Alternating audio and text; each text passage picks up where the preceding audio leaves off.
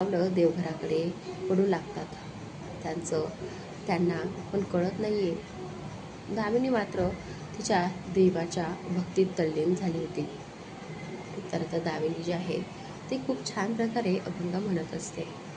दामिनीच्या सुरांची अशी काही जादू झाली होती मोठ्या आजींवर की त्या एकटक फक्त दामिनीकडेच बघत जणू तिचा आवाज जो आहे त्या हृदयात सामावून घेत होत्या. दामिनीची पूजा होते तशी ती देवाच्या पाया पडून तुळशीला पाणी घालण्यासाठी मागे वळते. समोर बघते तर काय, मोठ्या आजी तिच्याकडे बघत उभ्या होत्या. मोठ्या आजी, तुम्हाला काही हवं होतं का? चला, पाहिजे असेल ना तुम्हाला? तुम्ही काल आईंना सांगत होता तेव्हा ऐकलं होतं मी तुम्हाला. सकाळी सकाळी आल्याचा चहा लागतो. मला फक्त 2 मिनिटं द्या. तुम्हाला इथे तुळशीला पाणी घालून लगेच तुमच्यासाठी चहा ठेवते. दामिनी आधी तर खाली वाकून मोठ्या आजीचा आशीर्वाद घेते आणि नंतर घडाघडा बोलून बाहेर अंगणात निघून जाते. तशा जीजी पण तिच्या मागे येते. परत मंगल आजीजवळ बसतात. पहिलीसा, अहो कुठून शोधून आणलं तुम्ही हे रत्न? आल्यापासून मी लाख प्रयत्न केला तिच्या चुका बघण्याचा, पण एक खोट असेल तर खरं हिच्यात.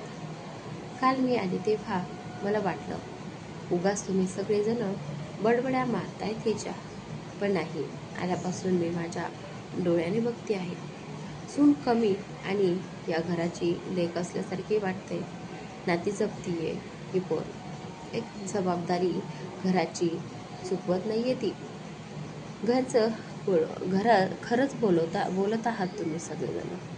आपल्या अणीचे नक्कीच काहीतरी पुण्याचं काम केलं असेल बघा, म्हणून त्याला दामिनीसारखी सर्वगुण संपन्न बायको भेटली आहे. दामिनीने मनोभावे तुळशीची पूजा करत असताना मोठ्या आजी बघत असतात. तसंच न राहून त्याची तारीफ सुद्धा मंगल आजीजवळ करतात. दामिनीचं कौतुक ऐकून तर आजींना पण खूप छान वाटतं. अभिमान वाटत होता त्यांना दामिनीचा की तो किती त्यांच्या घराचा आता एक महत्त्वपूर्ण भाग आहे. अगदी मन भरून त्या दामिनीकडे बघत होत्या. इकडे नुकताच अंघोळ करून आलेल्या अनिलने मोठ्या आजीचं बोलणं ऐकलं होतं. तसं त्याला पण मन भरून आलं. त्याच्यासाठी मोठी गोष्ट काय असणार होती त्याच्यासाठी की आज दामिनी त्याला नावाजलं जात होतं. प्राऊड फील करत होता तो दामिनीमुळे. चेहऱ्यावर अतिशय गोड हसू ठेवून ती एकटक दरवाजात उभी राहत म्हणाली. तुळशीला प्रदक्षिणा घालत असलेल्या दामिनीकडेच बघत होता तो. दामिनी पूजा करून जशी मागे वळते तसं समोरच तिला दरवाजात उभा राहिलेला अनिल जो आहे तो दिसतो, जो तिच्याकडेच बघत होता. आणि ती मागे वळताच त्याने हाताने तिची नजर काढली होती. त्याला असं स्वतःची नजर काढताना बघून दामिनी खुदकन गालात हसते. सकाळी सकाळी सरपंच रावांना घायाळ करून ठेवलं त्यांच्या पाखराने. काय आणि किती संयम ठेवावा माणसाने एवढं गोड पाखरू समोर आल्यावर. अनिलच्या काळजाचं पाणी झालं होतं तिचे ते नखरे बघून. सकाळी सगळे उठल्यानंतर सगळे मिळून नाश्ता करत होते. एक अनिल होता जो लॅपटॉप समोर घेऊन बसला होता. नाही म्हटलं तरी कपाळावर आठ्या पडल्या होत्या त्याच्या. लॅपटॉपच्या स्क्रीनवर लोडिंग दाखवत होतं, पण त्याचा जीव मात्र खालीवर होऊ लागला होता. अशात स्क्रीनवरून लोडिंग पूर्ण होऊन त्याला जे बनवायचं होतं ते दिसू लागलं. एकदा व्यवस्थित त्या स्क्रीनवर नजर फिरून तो जवळजवळ उड्या मारायलाच लागला होता. आनंद गगनात मावेनासा झाला होता त्याला असं नाचताना बघून सगळेच त्याच्याकडे बघू लागले. दामिनी जी किचनमध्ये काहीतरी काम करत होती या सगळ्या गोष्टींपासून कोसो दूर काहीच खबर नव्हती. ती बाहेर का गं चालू आहे. दामिनी लवकर ये बाहेर. अनिल जो आहे तो तिला हाकेवरून हाक मारू लागला. त्याचा एवढा वेळ तिला बोलण्याचा आवाज ऐकून दामिनी जी आहे ती पटकन बाहेर येते. तिला बघताच अनिल जो आहे तो आता पळतो. तिच्या जवळ जातो आणि सरळ तिला उचलून घेतो. गोल गोल फिरू लागतो. दामिनी संकट सगळेच अनिलकडे डोळे मोठे करून बघत लागतात. बाकी सगळ्यांचा तर एवढं काही वाटत नाही, पण मोठ्या आजीच्या कपाळावर मात्र चांगल्याच आट्या पडल्यात. पण आता परिस्थिती अशी होती की कोणाचंच लक्ष जात नव्हतं त्याच्याकडे. दामिनी त्याच्यावर नजर रोखत डोळ्यांनीच त्याला बाजूला बघा म्हणत खुणावते. तसा अनिल जो आहे तो एक नजर सगळ्यांकडे बघतो. त्यात काय झालं, सगळी आपलीच तर माणसं आहेत. अनिल पुढे काही बोलणार तर त्याचं लक्ष मोठ्या आजीकडे जातं, ज्या कपाळावर आठ्यांचं जाळ घेऊन त्या दोघांकडे जरा जास्तच रागात बघत होत्या. अनिल पटकन दामिनीला खाली सोडतो. एक नजर दामिनीकडे बघून तो परत सगळ्यांकडे बघतो. झालं का नाही? तुझा आनंद व्यक्त करून झाला असेल तर आम्हाला पण सांग काही. तर आता शशिकांत अनिलकडे बघत बोलतात. तर अनिल परत आनंदात सगळ्यांना सांगू लागतो, बाबा, आजोबा, आजी, दामिनीच्या परीक्षेचा रिझल्ट लागला आहे. दामिनीला फर्स्ट रँक मिळाली आहे. दामिनी खूप चांगल्या ग्रेडने पास झाली आहे. अनिल बोलतो. तसे आतापर्यंत शांत बसणारे सगळ्यांचे चेहरे उजाळून जातात. सगळ्यांचा चेहऱ्यावर आनंद स्पष्ट दिसून येत होता. खूप खूप अभिनंदन बाळा. हे सगळं तुझ्या कष्टाचं फळ आहे. किती संकट आणि तुझ्या वाटेत पण खूप खचून न जाता जोमाने अभ्यास केला आणि आज तू इथे पोचली आहेस. मला खूप अभ्यास केलास. अभिमान आहे माझ्या सुनेचा. गोदावरी दामिनीच्या जवळ जाऊन तिच्या दोन्ही गालावरून हात फिरवत बोलतात आणि प्रेमानेच तिच्या ओठांवरती तिच्या डोक्यावरती ओठ टेकवतात. त्यांच्याकडून मिळणारी आईची माया बघून नकळत दामिनीलाही भरून येतं. आई भरल्या डोळ्यांनी ती त्यांच्याकडे बघत दामिनी त्यांच्या कुशीत शिरते. सगळेच घरातील एक न एक सदस्य दामिनीसाठी नाचत होता.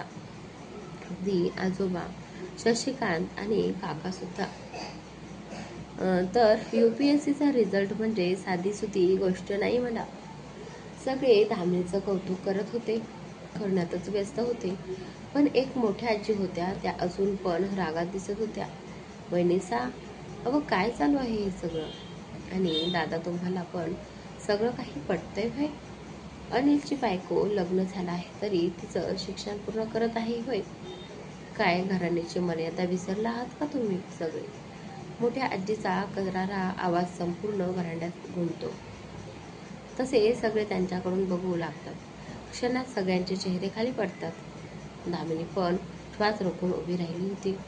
अहो वंश, आपली दामिनी खूप हुशार आहे आता, पण बघा तिचा नंबर आला आहे. तिला खूप आवड आहे हो शिक्षणाची. लग्नामुळे बिचारीला शिक्षणमध्ये सोडावं लागलं होतं, म्हणून आम्ही सगळ्यांनी तिला शिकवायचं ठरवलं होतं. आजी कसं जीजींना समजू लागतात, कारण एवढासा आनंद क्षणात दामिनीचा पडलेला चेहरा त्यांना पण बघावत नव्हता. काय तर थेर म्हणे हुशार आहे म्हणून पुढे शिकवतोय. असंच सगळं करत राहिला तर एक दिवस तुमच्या सुना डोक्यावर मेरा वाटतील तुमच्या. जीजी आजी आणि गोदावरीला बोलतात. त्यांना हे अजिबात पटलं नव्हतं की सगळ्यांनी दामिनी पुढे शिकवण्याची परमिशन दिली आहे. काय चुकीचं आहे यात मोठी आजी? तेच अनिलचा आवाज सगळ्यांच्या कानावर पडतो. तसे सगळे डोक्यालाच हात मारून घेतात. आता इथे अनिल चिडला तर परिस्थिती अजूनच बिघडणार माहीत होतं सगळ्यांनाच. सगळ्याच टेन्शनमध्ये त्यांच्याकडे बघत होते. अनिल मोठ्या आजीजवळ येतो आणि त्यांच्या हातातला हात धरून त्यांना परत खुर्चीवर बसवतो आणि तो स्वतः पायाजवळ खाली बसतो. दामिनीबरोबर आता बाकी सगळ्यांचा पण श्वास अडकले होते. मोठी आजी, दामिनी पुढे शिकवण्याचा निर्णय यशस्वी सर्वस्वी माझा होता. ती तर नकोच म्हणत होती, पण मीच तिला धमकावून पुढे शिकवण्यासाठी जबरदस्ती केली आहे. अनिल बोलतो तसं सगळेच त्याच्याकडे डोळे मोठे करून बघू लागतात.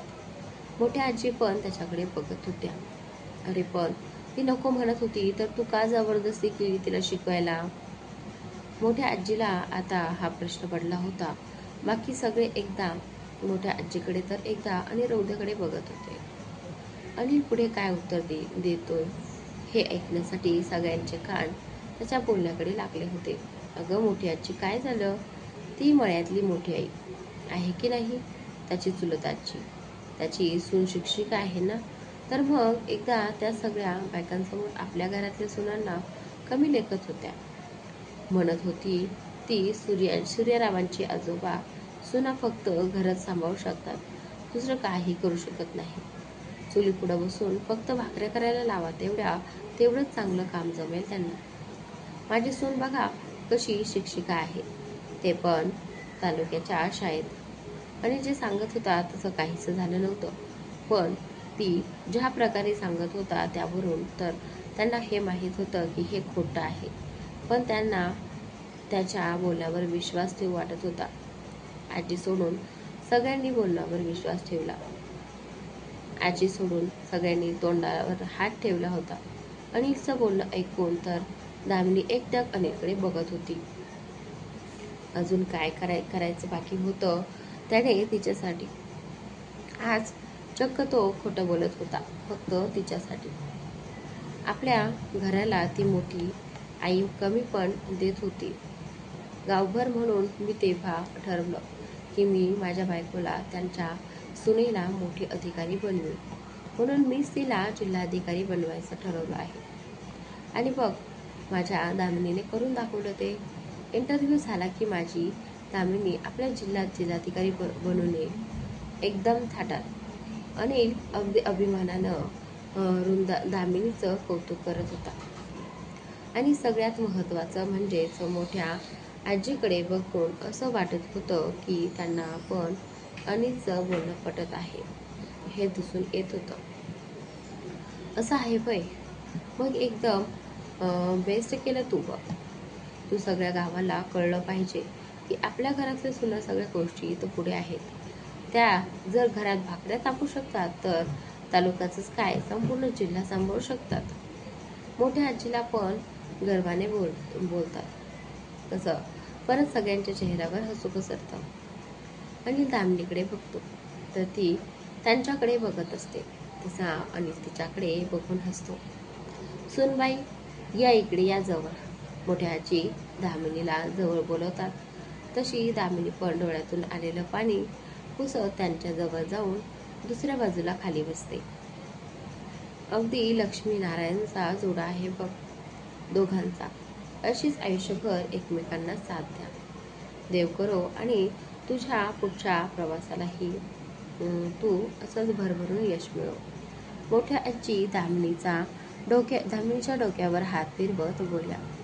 तशी दामिनी आता चेहऱ्यावर स्माईल देत बघते. हसतच मोठ्या आजींच्या एका मांडीवर अनिल तर दुसऱ्या मांडीवर दामिनी डोकं टेकवते. आज यादव घरात आनंदाला उधाणच आलं होतं जणू. तर दामिनीचा रिझल्ट लागल्यामुळे सगळेच आनंदात होतात. मोठ्या आजी जरा आधी विरोध करत होत्या, पण अनिलने त्यांना असं काही शब्दांच्या जाळ्यात अडकवून ठेवलं की त्या सुद्धा त्याच्या खुशीत सामील झाल्या होत्या. सगळे मिळून अगदी आनंदात सेलिब्रेशन करत होते. मिठा नाही पण गोदावरीने साखरेने सगळ्यांचं तोंड गोड केलं होतं. सगळ्यांनाच आपल्यासाठी एवढं आनंदात बघून दामिनी पण भारावून गेली होती. सगळे एकमेकांबरोबर गप्पा मारण्यात व्यस्त होते की त्यांच्या कानावर एक आवाज पडली.